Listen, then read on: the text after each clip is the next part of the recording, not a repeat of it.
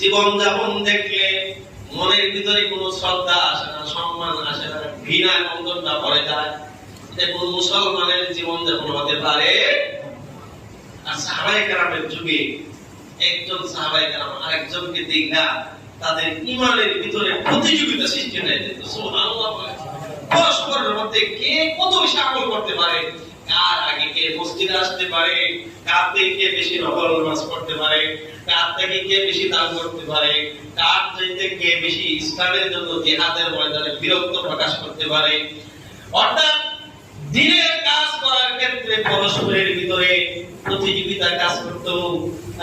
কে কত বেশি অগ্রণী ভূমিকা পালন করতে পারে, ইসলামের খেদমত করতে পারে, ইসলামের অবদান রাখতে পারে, সেই চেষ্টায় তারা লিপ্ত থাকতো।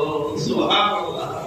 আর এখন আমরা বর্তমানে আমাদের আমল, আখলাক, চরিত্র টোটালি উল্টে গেছে। কি বলেন ঠিক না? ঠিক না?